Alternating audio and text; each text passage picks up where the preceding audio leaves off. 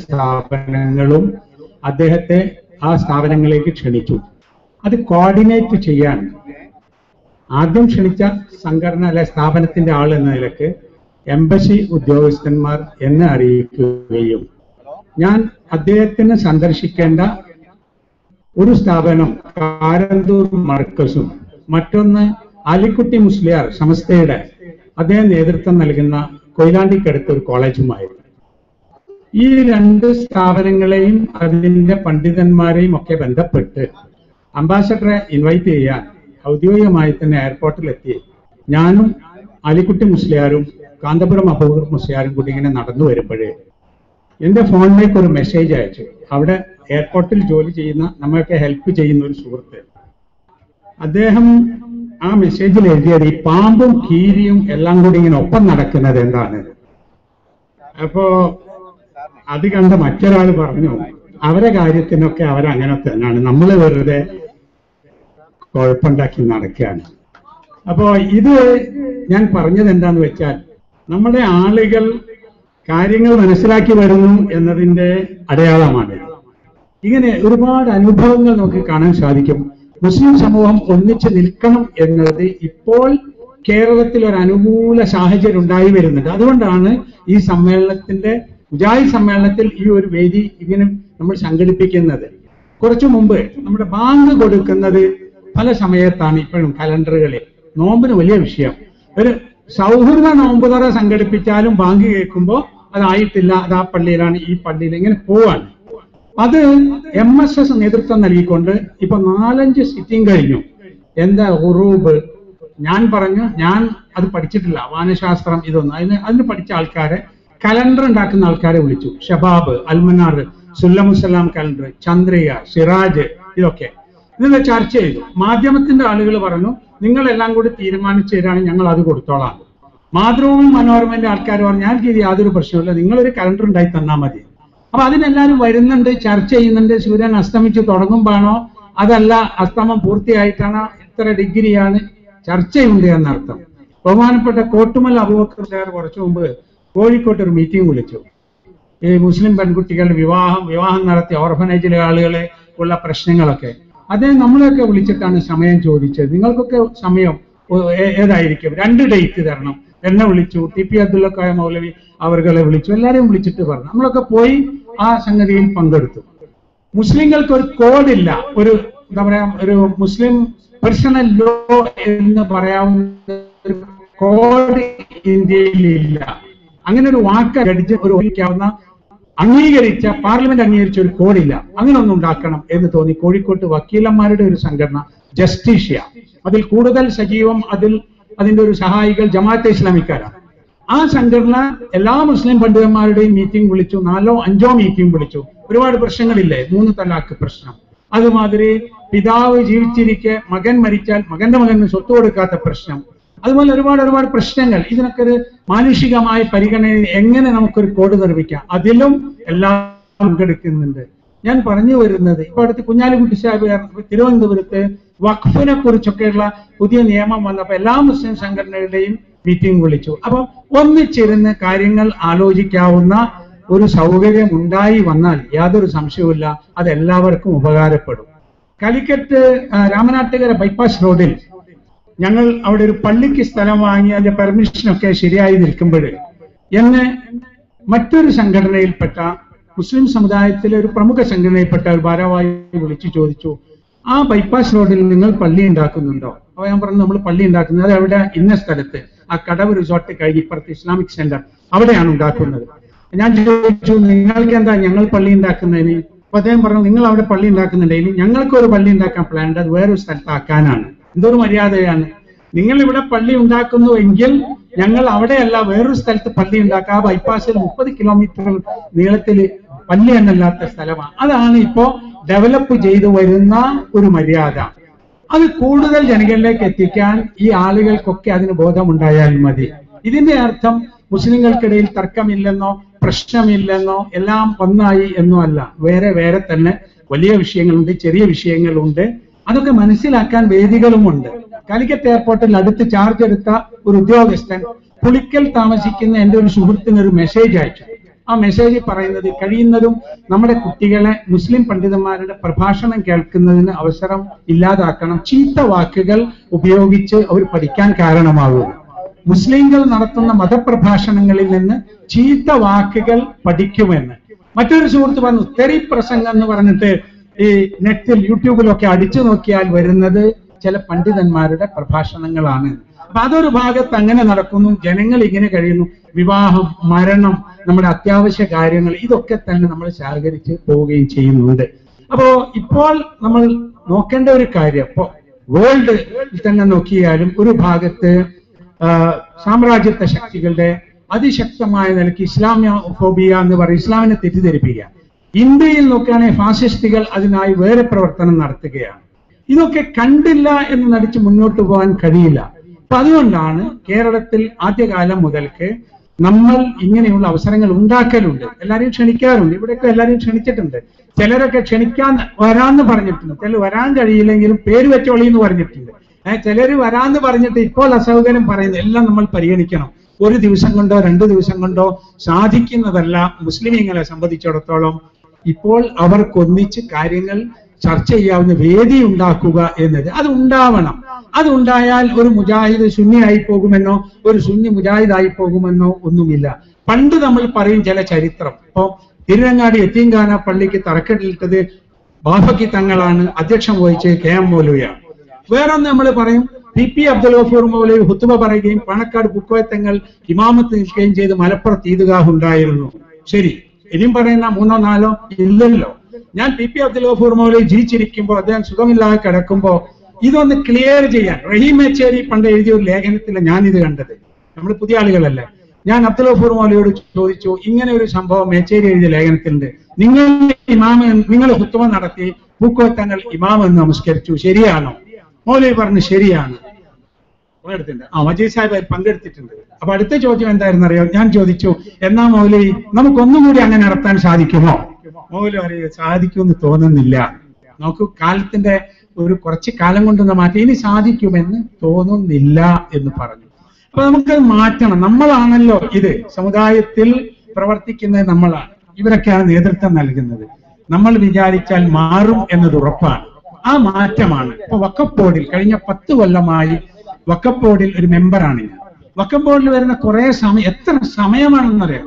മഹല്ല് വിലക്കുന്നത്, ഖബർ വിലക്കുന്നത്, വിവാഹം വിലക്കുന്നത്, മദ്രസ കുട്ടികൾ, ഒരുപാട് ഉലമാക്കൾ കിതാബുമായി എറണാകുളത്ത് വഖഫ് ബോർഡിൽ വന്നു. എന്താ വിഷയം എന്നറിയാം?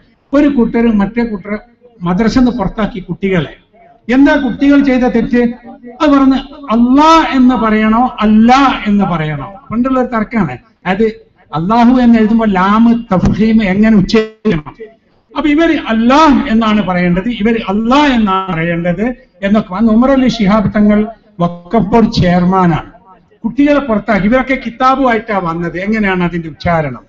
തങ്ങൾ എന്നോട് ചോദിച്ചു, നമ്മൾ ഇതിൽ എന്താ ഒരു വിധി പറയാം? വിധി പറയാം. തങ്ങളാണ് ആ വഖഫ് ബോർഡിന്റെ ചെയർമാനാണ്, ജഡ്ജ്. ഞാൻ പറഞ്ഞു, അത് നമ്മൾ ഉലമാക്കൾ വേറെ ചർച്ച ചെയ്യാം, കുട്ടികളെ മദ്രസയിൽ എടുക്കാൻ പറയുന്നതാണ്. അപ്പൊ തങ്ങൾ പറഞ്ഞു, അതെ നിങ്ങളൊക്കെ ഉലമാക്കളാണ്, അത് നമുക്ക് ഉലമാക്കൾക്ക് ചർച്ച ചെയ്യാം, നാളെ മുതൽ കുട്ടി മദ്രസയിൽ എടുക്കുക, അവര് പഠിക്കട്ടെ എന്ന് പറഞ്ഞു. അപ്പൊ അങ്ങനെ കാര്യങ്ങൾ കൊണ്ടുപോകാൻ സാധിച്ചാൽ സമുദായത്തിൽ കുറെ പ്രശ്നങ്ങൾ തീരുന്നതാണ്. പള്ളി തർക്കങ്ങൾ നോക്കൂ, ഒരേ വിഭാഗത്തിൽ തർക്കമുണ്ട്. ഒരേ EKAP സുന്നി മുജാഹിദ് ഒന്നല്ലോ, ഒരേ ആശയവും വിശ്വാസവും ഉള്ളവര്. അതിൽ ചിലതിലൊക്കെ പ്രശ്നം എന്താ പറയുക, അധികാരമാണ്. ചില പള്ളികൾക്കുള്ള സ്ഥാനം, 1000 വീടുകളുണ്ട്. ചില ഇപ്പൊ തെക്ക് ഭാഗത്തേക്കൊക്കെ ഒരു നിയമസഭാ ഇലക്ഷൻ മാതിരിയാണ് മഹല്ല് ജമാഅത്ത് ഇലക്ഷൻ നടക്കുന്നത്. ഒരിക്കൽ നമ്മുടെ ചെയർമാൻ തന്നെ ചോദിച്ചു, ഒരു പള്ളിക്ക് 2 കമ്മിറ്റി, ഞങ്ങളാണ് ശരി ഞങ്ങളാണ് ശരി, അതിന് റെക്കോർഡ് രജിസ്റ്റർ എല്ലാം ആയിട്ടാ വരുന്നത്. അപ്പൊ ചെയർമാൻ പറഞ്ഞു, കഴിഞ്ഞ ബോർഡിലെ ചെയർമാൻ പറഞ്ഞു, നിങ്ങൾ പള്ളി നടത്താനുള്ള ആഗ്രഹം കൊണ്ടാണല്ലോ 2 കമ്മിറ്റിക്കാർ ഇത്ര സജീവമായിട്ട് അവകാശപ്പെട്ടു വരുന്നത്. നമ്മുടെ വഖഫ് ബോർഡിൽ രജിസ്റ്റർ ചെയ്ത എത്രയോ പള്ളികൾ നടത്താൻ ആളില്ലാത്തതുണ്ട്, പൈസ ഇല്ലാഞ്ഞിട്ട്. നിങ്ങൾ ഒരു കൂട്ടർ അതെടുത്തോന്നാണ്. അതാർക്കും വേണ്ട. അതാർക്കും വേണ്ടാത്തന്നെ അതിന്റെ സെക്രട്ടറി എന്ന് പറഞ്ഞിട്ട് ഒരു കാര്യമില്ല. ഒരു ലോവൽ വളരെ ഗ്രാമത്തിൽ എവിടെയുള്ള ഒരു പാവം പള്ളി, അതിന് പൈസയില്ല, അതിന്റെ പ്രസിഡന്റ് ആകാൻ തന്നെ അവന്റെ തലയിൽ ഇത് കുടുങ്ങുന്നുള്ളതാണ്. അപ്പൊ നമ്മൾ ഇതൊക്കെ കാണണം എന്നുള്ളത് കൊണ്ടാണ് ഇങ്ങനെ നമ്മൾ ആലോചിക്കുന്നത്. എല്ലാവരും സജീവമായി ആലോചിക്കുന്നത്. ഇങ്ങനെ വേദികൾ ഉണ്ടായിട്ടല്ല. ആരായി കുഴപ്പമുണ്ടാക്കുന്നത്? ആരാ പ്രശ്നം ഉണ്ടാക്കുന്നത്? ബഹ്റൈനിൽ ചേർന്ന തഖരീബ് ബൈനൽ മദാഹിബ് എന്നൊരു സമ്മേളനം ഉണ്ടായിരുന്നു. വിവിധ മദ്ഹബുകൾ തമ്മിൽ എങ്ങനെ തഖരീബ് അടുപ്പിക്കാം, അതിന്റെ പ്രൊസീഡിങ്സിൽ പറയുന്നുണ്ട് ഒരു വിഭാഗം ആ വിഭാഗത്തിന് അവർ സ്വീകരിക്കാത്ത പേര് പറയരുത്. ഇപ്പൊ അഹ്ലുസുന്നത്തി വൽ ജമാഅത്ത് എന്ന് അംഗീകരിക്കുന്ന വിഭാഗത്തിൽ ഇപ്പൊ തൗഹീദിന് പ്രാധാന്യം കൊടുത്താൽ സലഫികൾ എന്ന് പറയുന്ന വിഭാഗമാണ്. അവരെ കൊണ്ട് ഒരു കൂട്ടർ വഹാബികൾ എന്ന് പറയും. അപ്പൊ അവിടെ തീരുമാനിച്ചാൽ പറയാം, അവര് വഹാബികൾ എന്ന് പേര് സ്വീകരിച്ചില്ലല്ലോ, അപ്പൊ അത് പറയരുത് അവരെ കൊണ്ട്. ഷിയാക്കളെ കുറിച്ച് ഈ സലഫികൾ പറയും റാഫിദിയാക്കൾ എന്ന് പറയും. അത് ഇവർ സ്വീകരിച്ച പേരല്ല. അവർ ഷിയാന്ന് സമ്മതിക്കുന്നുണ്ട്, ഇസ്നാ ശരിയാൻ സമ്മതിക്കുന്നുണ്ട്, ഇങ്ങനെ പലതുമുണ്ട്. അപ്പൊ നമ്മളെ നാട്ടിലേക്കും കൂടി അത് കൊണ്ടുവന്നാൽ ഒരുപാട് ആളുകളുടെ സംസാരം പോലും നിയന്ത്രിക്കാൻ സാധിക്കും. ഇപ്പൊ സമസ്തയുണ്ട്, സമസ്തക്കാരെ കുറിച്ച് സമസ്ത എന്ന് പറഞ്ഞാൽ മതിയല്ലോ. നെതുവത്തുൽ മുജാഹിദീൻ നെതുവത്തുൽ മുജാഹിദ് എന്ന് പറഞ്ഞാൽ മതിയല്ലോ. ജമാഅത്തെ ഇസ്ലാമിന്റെ ജമാഅത്തെ ഇസ്ലാമി എന്ന് പറഞ്ഞാൽ മതിയല്ലോ. ഇതിൽ ഓരോന്നിലും ഉണ്ടാകുന്ന അവാന്തര പ്രശ്നങ്ങൾ വെച്ചിട്ട് പിന്നെ പുതിയ പേരുകൾ വേറെ ഉണ്ടാവുകയാണ്. ഇത് ഞാൻ പറഞ്ഞത് കൾച്ചർ, ഒരു വിദ്യാഭ്യാസം. എന്ത് കാര്യമുണ്ട്, ഒരു പള്ളി ഉദ്ഘാടനം ചെയ്യുമ്പോൾ നമ്മളൊരു പള്ളിയിലച്ഛനെ കൊണ്ടുവരും, ഒരു സ്വാമിനെ കൊണ്ടുവരും, അവരെ കൊണ്ടുവരും. എന്നാൽ ഒരു സംഘടനയിൽപ്പെട്ട മുസ്ലിം സമുദായത്തിലെ ആളുകൾ ഇതര സംഘടനയിൽ നിന്ന് ആയിക്കോട്ടെ, അതിൽ അല്പം മര്യാദയും പക്വതയുള്ള ഒരു മനുഷ്യനെയും കൂടി കൊണ്ടുവന്നിട്ട് നടത്തുന്നത് നമ്മൾ കാണുന്നില്ല. അത് കാണാത്തത് എന്തുകൊണ്ടെന്ന് വെച്ചാൽ പേടിയാണ്. ഇയാൾ കൊണ്ടുവന്ന ഇയാൾ ഇതെല്ലാം കൂടി തകർത്ത് നാശാക്കുമോ, ചില ആളുകളെ സംബന്ധിച്ചിടത്തോളം കിട്ടിയ ചാൻസ് അല്ലേ വെച്ച് കാച്ചാം എന്നൊക്കെ വിചാരിച്ചിട്ടുള്ള പ്രശ്നങ്ങളാണ്. ഞാൻ അവസാനിപ്പിക്കുകയാണ്. ഞാൻ ഒരു അധ്യക്ഷ ഭാഷണം എന്ന നിലയ്ക്ക് നമ്മുടെ ഇതിന്റെ ഒരു നിയ്യത്ത് ഒന്ന് പറയാൻ വേണ്ടി മാത്രമാണ് ഞാൻ ഇത്രയും വിശദീകരിച്ചത്. അഭിപ്രായ വ്യത്യാസങ്ങൾ യാഥാർത്ഥ്യമാണ്. ആ അഭിപ്രായ വ്യത്യാസങ്ങൾക്ക് പഴുതുള്ളതുമാണ്. ആ അഭിപ്രായ വ്യത്യാസങ്ങൾ നിലനിർത്തിക്കൊണ്ട് തന്നെ മുസ്ലിമീങ്ങൾക്ക് അവരുടെ പൊതുകാര്യങ്ങളിലും ഒട്ടേറെ മതവിഷയങ്ങളിലും യോജിച്ച് നിൽക്കാനും പ്രവർത്തിക്കാനും കഴിയും. ഇനി യോജിച്ച് പ്രവർത്തിക്കാൻ കഴിയുന്നില്ലെങ്കിൽ കുഴപ്പമില്ലാതെ ജീവിക്കാനെങ്കിലും സാധിക്കും എന്നത് ഉറപ്പാണ്. സംഘർഷപൂരിതമായ ഒരു സമൂഹത്തെ ഉണ്ടാക്കി ആർക്കും സമാധാനം ഉണ്ടാവില്ല. ആരടുത്തേക്കാ പോവാ? ഇപ്പൊ ഞങ്ങളെ പള്ളി കച്ചറ നമ്മൾ മജീദ് സാഹിബിന് ഫോൺ ചെയ്യും, ഭരിക്കുന്ന പാർട്ടിയാണ്, അവർ വിളിക്കും. അവരടുത്തേക്ക് തന്നെ മറ്റവരും വരുന്നത്. ഇവരെന്താ ചെയ്യാ? അവരെ വോട്ടും പ്രധാനമാണ്, ഇവരെ വോട്ടും പ്രധാനമാണ്. അത് കോൺഗ്രസ് ആയാലും ലീഗ് ആയാലും ഇടതുപക്ഷ കക്ഷികളായാലും അവരെ സംബന്ധിച്ചിടത്തോളം പ്രശ്നമാണ്. നീതിയും ന്യായവും അനുസരിച്ചുകൊണ്ടുള്ള ഒരു ജീവിതം, അന്യരെ അംഗീകരിച്ച് ബഹുമാനിച്ച് അവരെ സ്നേഹിച്ച്, ഇപ്പൊ അങ്ങനെ വരുന്നുണ്ടല്ലോ. ഇപ്പൊ നമ്മൾ ഫോൺ ചെയ്യുന്നുണ്ട് പലപ്പോഴും, എല്ലാ സംഘടനകളും ഞാൻ വിളിക്കാറുണ്ട് പല പ്രശ്നത്തിനും. മറ്റ് സംഘടനകൾ അവരെന്നെ വിളിക്കാറുണ്ട്. ഈ പ്രശ്നത്തിൽ നമ്മൾ എന്ത് ചെയ്യണം, ആ മീറ്റിംഗ് നിങ്ങൾ പോകുന്നുണ്ടോ, ഇതിന് ഞങ്ങൾ വരണം, എല്ലാം ഒരു സൗഹൃദാന്തരീക്ഷം വരുന്നുണ്ട്. ആ സൗഹൃദാന്തരീക്ഷത്തിലെ ഇസ്ലാം നിലനിൽക്കൂ എന്നത് ഉറപ്പാണ്. അല്ലെ സ്പെയിനിൽ സംഭവിച്ചതാ സംഭവിക്കുക. സ്പെയിൻ നശിച്ചു പോയത് അന്യർ വന്ന് ആക്രമിച്ചിട്ടല്ല. സ്പെയിൻ നശിച്ചു പോയത് മുസ്ലിങ്ങൾക്കിടയിൽ പലതരത്തിലുള്ള പ്രശ്നങ്ങളും ഉണ്ടായി, തമ്മിലടിച്ച് ചെറിയ രാഷ്ട്രങ്ങളായി പോരടിച്ച് തീർന്നു പോയതാണ്. അത് കേരളത്തിൽ വരാതിരിക്കണമെങ്കിൽ നമ്മൾ വിചാരിച്ചാൽ മതി. അതിന് വേറെ ഇവിടെ ഒന്നോ അത്ഭുതകരമായ ഒന്നും സംഭവിക്കേണ്ടതില്ല. ഒരു 4-5 സംഘടനകളും അവരുടെ നേതൃത്വവും അവരുടെ അനുയായികളും തീരുമാനിച്ചാൽ നമുക്ക് വിവിധ സംഘടനകൾ, സമൂഹങ്ങൾ, അതിലെ അവാന്തര വിഭാഗങ്ങൾ അവർക്ക് ശരിയായി തോന്നുന്നത് നല്ല നിലയിൽ പ്രബോധനം ചെയ്തും പറഞ്ഞു കൊടുത്തും അതോടൊപ്പം സമുദായ ഐക്യത്തിന് വേണ്ടി ഒന്നിച്ചു നിന്നും മുമ്പോട്ട് പോകാൻ സാധിക്കും. അങ്ങനെ ആവട്ടെ എന്ന് പ്രാർത്ഥിച്ചുകൊണ്ട് ഞാൻ ഈ വാക്കുകൾ അവസാനിപ്പിക്കുകയാണ്. ഈ വിഷയത്തിൽ എനിക്ക് ഒരുപാട് സംഗതികൾ പറയാനുണ്ട്, എത്രയോ മണിക്കൂറുകൾ പറയാനുണ്ട്. അത് പിന്നീട് അവസരങ്ങൾ ഉണ്ടാകുമ്പോൾ പങ്കുവെക്കാം എന്ന് ഞാൻ പ്രതീക്ഷിക്കുകയാണ്. ഈ വാക്കുകൾ അവസാനിപ്പിക്കുന്നു. അസ്സലാമു അലൈക്കും വറഹ്മത്തുള്ളാഹി വബറകാതുഹു.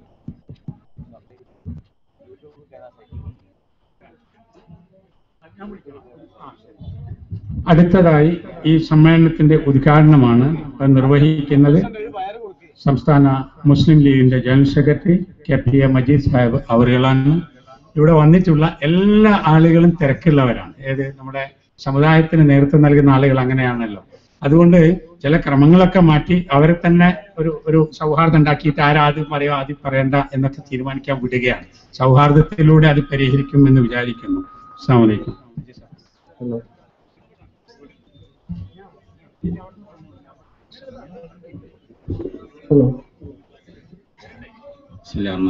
അൽഹംദുലില്ലാഹ് വസ്സലാത്തു വസ്സലാമു അലാ റസൂലിൽ വേദിയിൽ ഉപവിഷ്ടരായ വിശിഷ്ട വ്യക്തിത്വങ്ങളെ, ഇവിടെ സന്നിഹിതരായിട്ടുള്ള സഹോദരങ്ങളെ, അസ്സലാമു അലൈക്കും. ഇവിടെ നടക്കുന്ന ഈ സമ്മേളനത്തോടനുബന്ധിച്ച് ഏറ്റവും ശ്രദ്ധേയമായിട്ടുള്ള ഒരു സെഷനിലാണ് നമ്മളെല്ലാം ഒത്തുചേർന്നിട്ടുള്ളത്. ഇവിടെ വന്നിരുന്നപ്പോൾ ഉദ്ഘാടനം ചെയ്യണമെന്ന് മടവൂർ സാഹിബ് പറഞ്ഞപ്പോൾ ഞാൻ എണീക്കുന്നുള്ളൂ. ഉദ്ഘാടനം വേറെ ആളായിരുന്നു. അത് മാത്രമല്ല, ഇവിടെ പ്രസംഗിക്കുക വളരെ ശ്രദ്ധിച്ച് പ്രസംഗിക്കേണ്ട ഒരു സബ്ജക്റ്റാണ്. അത്ര ഈസി അല്ല. ഞാൻ ഈ മടവൂര് ഹുസൈൻ മടവൂർ സാഹിബ് ഐക്യത്തെ പറ്റി ഒരു പ്രസംഗം നടത്തി, ഒരു ലേഖനമാണ്. ഞാൻ എന്നെ ഒന്ന് പ്രതികരിച്ചു വർത്തമാനത്തില്. അതേസമയം ഞാൻ ജിന്നുകളെ പേരില്ല പറഞ്ഞു. അപ്പൊ വളരെ അപകടം, ഒരു വാചകം പറഞ്ഞു പോയ അപകടമാണ്. അത് മാത്രമല്ല, മുഴുവൻ പകർത്താനുള്ള എല്ലാ സംവിധാനമുണ്ട്. പകർത്ത മാത്രമല്ല, LCD വെച്ചിട്ട് അപ്പുറം വെട്ടിയിട്ടാണ് വെച്ചു കൊടുക്കും. ഇത് രാഷ്ട്രീയ പാർട്ടി ആൾക്കാർ പറയുകയാണെങ്കിൽ സമാധാനം കേട്ടോ. ഞാൻ പറഞ്ഞ എല്ലാവരും തെറ്റിപ്പോടെ കാര്യം ഞാൻ എല്ലാം പറയുക. ഈ കേരള കോൺഗ്രസിന്റെ നേതാവ് KM മാണി പറയാറുണ്ട് കേരള കോൺഗ്രസിനെ പറ്റി. വളരും തോറും പിളരുകയും പിളരും തോറും വളരുകയും ചെയ്യുന്ന പാർട്ടിയാണ് കേരള കോൺഗ്രസ്. ഇന്നത് അവർക്ക് മാത്രമല്ല, മിക്ക നമ്മൾക്ക് ഒരു ബാധകമായിട്ടുള്ള ഒരു കാര്യമായിട്ട് വരും. ഇന്ന് സമുദായ സ്നേഹികളെ അലട്ടുന്ന ഏറ്റവും വലിയൊരു പ്രശ്നമാണ് ഈ ഭിന്നിപ്പ്. ഒരിക്കലും യോജിക്കില്ലെന്നുള്ള കർക്കശമായ നിലപാട് സ്വീകരിക്കുന്ന ഒരു സമീപനം എന്ന് വന്നിട്ടുണ്ട്. എല്ലാവർക്കും അറിയാം, ഇവിടെ ചെറിയ ഐക്യശ്രമത്തിന് വേണ്ടിയുള്ള ചർച്ചകളും കാര്യങ്ങളൊക്കെ നമ്മൾ നടത്തി. നിർഭാഗ്യവശാൽ നടത്തിയില്ല. നടക്കുമെന്ന പ്രതീക്ഷ എനിക്കില്ല. കാരണം വെച്ചിട്ട് ഐക്യപ്പെടില്ലാന്ന് തീരുമാനിച്ചാൽ നടക്കുമോ? അത് അപ്പൊ ഞാനിത് പറയുമ്പോ കുറെ ശ്രദ്ധിക്കണം. അതാണ് ഇതിലെ വലിയ ബുദ്ധിമുട്ട് പിടിച്ച ഒരു യോഗമാണത്. കാരണം വെച്ചാൽ പിന്നെ നമുക്ക് ചില വോട്ടിന്റെ പ്രശ്നമൊക്കെ ഉണ്ടല്ലോ നമ്മൾ പറഞ്ഞു. അപ്പൊ പിന്നെ അങ്ങനെ പറയാൻ പറ്റൂല. അലിവിനെ നിർത്തിയത് പറയണം. ഞാൻ വയനാട് പോയപ്പോൾ അവിടുന്ന് എന്നോട് 1-2 ആളുകൾ പറഞ്ഞു, അവിടെ പ്രധാനപ്പെട്ട ഒരു ടൗൺ ഉണ്ട്, അവിടെ വർഗീസിന്റെ ഒരു കട ഉണ്ട്, അതിന്റെ മുമ്പിലാണ് എല്ലാവരും പൊതുയോഗം ഇടുക. അപ്പൊ വർഗീസ് പറഞ്ഞു പോലും മുസ്ലിങ്ങൾ മുഴുവൻ നരകത്തിലാണ്. അതെന്താ ചോദിച്ചു, എന്റെ മുമ്പിലാണ് എല്ലാവരും യോഗം ഇല്ലേ, എല്ലാവരും ആൾക്കാർ നരകത്തിൽ കൊണ്ടാക്കലാണ്. അപ്പൊ ഏകദേശം നമ്മൾ രൂപം മനസ്സിലാവും. ഇവിടെ പിന്നെ പറഞ്ഞതുപോലെ മുമ്പ് അധിക കാലമൊന്നുമല്ല, വളരെ ഏതാനും വർഷങ്ങൾക്ക് മുമ്പ് നമ്മുടെ ഇടയിൽ നല്ല ഐക്യം ഉണ്ടായിരുന്നു. സംഘടനകൾക്ക് വ്യത്യസ്തമായ അഭിപ്രായ വ്യത്യാസം ഉണ്ടെങ്കിലും അതൊക്കെ പരിഹരിക്കപ്പെട്ടിരുന്നു, ഒന്നിച്ചിന്ന് ചർച്ച ചെയ്യപ്പെട്ടിരുന്നു. അതിന്റെ ഭാഗമാണ് ഇവിടെ പിന്നെ ഐത്തിങ്ങാന്റെ പിന്നെ ഇതും മറ്റേ നമ്മുടെ ഈദ്ഗാ കാര്യം പറഞ്ഞത്. വെള്ളിയഞ്ചേരിയിലെ ഉസ്മാൻ അവിടെ ഇരിക്കണ്ടില്ലേ, ഒരു തല കാണാനില്ല. അവിടെ മുജാഹിദ് പള്ളി ഉണ്ടാക്കി കൊടുത്ത ശിയാബ്ദങ്ങൾ മദ്യം മറക്കാം. അവിടെ സുന്നീന്റെ ആൾക്കാരോട് പള്ളിന്റെ ആൾക്കാരോട് മുജാഹിദിന്റെ പള്ളി ഉണ്ടാക്കി കൊടുക്കാൻ പറഞ്ഞു. അങ്ങനെ ഉണ്ടാക്കി നമ്മളല്ലേ, ഒരു തർക്കമുണ്ടായില്ല. ഇപ്പൊ അങ്ങനെ പറയാൻ പറ്റുമോ? ഇപ്പൊ പള്ളിയിൽ കയറുമ്പോൾ ആദ്യം കലണ്ടർ നോക്കുക. കലണ്ടർ നമുക്ക് പറ്റാത്താണെങ്കിൽ ഇറങ്ങിപ്പോവും, അടുത്ത പള്ളിക്ക് പോകും. പ്രിയപ്പെട്ട ഇവിടെ വരുന്നുണ്ട്, നല്ല സബ്ജക്റ്റാണ്. അപ്പൊ ഇപ്പൊ പള്ളി കണ്ടിട്ടുണ്ടെങ്കിൽ എല്ലാവർക്കും കയ്യിൽ നിസ്കരിക്കൂല. അതൊക്കെ വിവരമുള്ളവരാട്ടോ, സാധാരണക്കാരെ പറ്റിയല്ലേ ഞാൻ ഈ പറഞ്ഞത്. പള്ളിയിലെ കലണ്ടർ നോക്കും, ആ കലണ്ടർ ഏതാ നോക്കിയിട്ട് നിസ്കരിക്കുള്ളൂ. അതുപോലെ തന്നെ ഇപ്പൊ ടൗണിൽ പോകും. അപ്പൊ നിങ്ങളിപ്പോ എത്ര രാഷ്ട്രീയ പാർട്ടി യോഗം നടത്തുന്നുണ്ട്, ഇവിടെ PTR നമുക്കല്ലേ പ്രസംഗിക്കാൻ വന്നിട്ടുണ്ടെങ്കിൽ 4-5 സ്ഥലത്ത് വാങ്കങ്ങനെ വരികയാണ്. നിർത്താതെ വാങ്കങ്ങനെ തുടർച്ചയായിട്ട് ഇങ്ങനെ വന്നുകൊണ്ടിരിക്കുക ഒരേ അങ്ങാടിയിൽ. സംഘടനപ്പെടുന്നതനുസരിച്ച് പള്ളികൾ ഇങ്ങനെ വർദ്ധിക്കുകയാണ്. അപ്പൊ ഞാൻ ഇങ്ങനെ പറഞ്ഞ കുറെ കാര്യങ്ങൾ നമുക്ക് പറയാനുണ്ട്. പക്ഷേ നമുക്ക് മുസ്ലിം സംഘടനകളെല്ലാം ഐക്യപ്പെടാൻ കഴിഞ്ഞു എന്ന് വരില്ല. എന്നാൽ പൊതുപ്രശ്നങ്ങളിലെങ്കിലും യോജിക്കാൻ നമുക്ക് കഴിയണം. നമ്മളെ ബാധിക്കുന്ന പൊതുപ്രശ്നങ്ങളിൽ ഒന്നിച്ചിരിക്കാനും യോജിച്ച് മുന്നോട്ട് പോകാൻ നമുക്ക് സാധിക്കണം. പുറത്തുള്ള വളരെ വളരെ വളരെ മോശമായ രീതിയിലുള്ള പ്രസംഗങ്ങൾ പിന്നെ അതിന് ഒരു കാര്യം അതിർത്തിയും പറയാൻ പറ്റില്ല. അത്രയും മോശമായ രീതിയിലുള്ള പ്രസംഗങ്ങളും കാര്യങ്ങളുമാണ് ഇപ്പൊ പൊതുവെ നടന്നുകൊണ്ടിരിക്കുന്നത്. ജനങ്ങൾക്ക് ഇതിനെ സംബന്ധിച്ചൊരു സംഗതി പറഞ്ഞിട്ടുണ്ടെങ്കിൽ വെറുപ്പാണ് ഇപ്പോൾ ഉള്ളത് ആൾക്കാർക്ക്. അത്രയും മോശമാണ്. ശരിയായ രീതിയിൽ ഒരു മതപരമായ ഒരു ഉത്ബോധനം ആളുകൾ കൊടുക്കുക എന്നുള്ളത് വളരെ അപൂർവമെങ്കിൽ അപൂർവമായിട്ടുള്ള കാര്യമായി വരികയാണ്. അപ്പൊ മുസ്ലിം സംഘടനകൾ എന്നുണ്ടെങ്കിൽ അതിൽ ഉന്നതരായിട്ടുള്ള പണ്ഡിതന്മാരുള്ളത്, നല്ല കാര്യബോധമുള്ള പണ്ഡിതന്മാരുള്ളത്. ഓരോ സംഘടനകൾക്കും ആ സംഘടനയുടെ എല്ലാ അഭിപ്രായ വ്യത്യാസം മാറ്റി ഒന്നിച്ചു നിർത്തുന്നത് അസംഭവ്യമായ കാര്യമാണ്. എന്നാലും നമ്മെ ബാധിക്കുന്ന പൊതുപ്രശ്നങ്ങളിൽ ഒന്നിച്ചു നിൽക്കാനും ഒന്നിച്ചിരിക്കാനും ഒന്നിച്ച് തീരുമാനമുണ്ടാക്കാനും നമുക്ക് കഴിയണം. ആ കഴിയണം എന്നുള്ളൊരു സന്ദേശമാണ് ഈ സമ്മേളനത്തിലൂടെ നൽകേണ്ടത് എന്ന് അഭിപ്രായപ്പെട്ടുകൊണ്ട് ഇതിന്റെ ഈ സംഗമത്തിന്റെ ഔപചാരികമായ തുടക്കം കുറിച്ച് അറിയിച്ചുകൊണ്ട് ഞാൻ വിരമിക്കുന്നു. അസ്സലാമു അലൈക്കും.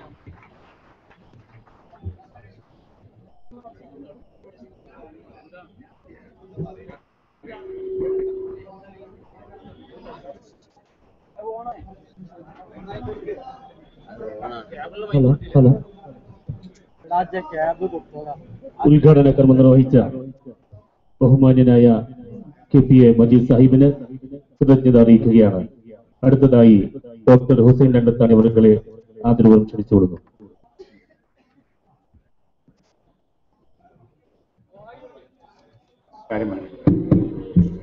ഒരു കാര്യം ഞാൻ നമ്മുടെ ഈ സമ്മേളനത്തിന്റെ നോട്ടീസൊക്കെ കണ്ടപ്പോൾ നമ്മുടെ ഒരു സുഹൃത്തൊരു കുറിപ്പ് കൊടുത്തയച്ചു. അപ്പൊ നിങ്ങൾ ഇതിലേക്ക് പല സംഘടനയിലെ ആളുകളെ ക്ഷണിച്ചിട്ടുണ്ടല്ലോ സമ്മേളനത്തിൽ. ഇപ്പം മുജാഹിദ് പ്രസ്ഥാനത്തിൽ തന്നെ വേറെയും സംഘങ്ങളുണ്ടല്ലോ, അവരെ ക്ഷണിക്കാത്തത് എന്താണ്? അത് പറയണല്ലോ. നമ്മൾ ക്ഷണിച്ചിട്ടുണ്ട്. എല്ലാവരെയും ക്ഷണിച്ച പോലെ നമ്മൾ മുജാഹിദ് സെന്ററിൽ നിന്ന് അവിടെ ചെന്ന് കത്ത് കൊടുത്ത് അവിടെ ഇന്ന ആളുകളെ സമ്മേളനത്തിന് അയച്ചു തരണം എന്ന് സംസ്ഥാന നേതൃത്വം ആവശ്യപ്പെട്ടിട്ടുണ്ട്. അതുപോലെ കരുവള്ളി മുഹമ്മദ് മൗലവി സാഹിബിനെ പോയി കണ്ട് ക്ഷണിച്ചിട്ടുണ്ട്. അതുപോലെ കുഞ്ഞു മുഹമ്മദ് മൗലവി പറപ്പൂർ, അദ്ദേഹത്തെ നമ്മൾ ക്ഷണിച്ചിട്ടുണ്ട്. അങ്ങനെ വേറെ പലരെയും ക്ഷണിച്ചു. ചിലരൊക്കെ വരുന്നുണ്ട്. നമ്മൾ ക്ഷണിക്കാത്ത പ്രശ്നമല്ല, എല്ലാവരെയും ക്ഷണിച്ചിട്ടുണ്ട്.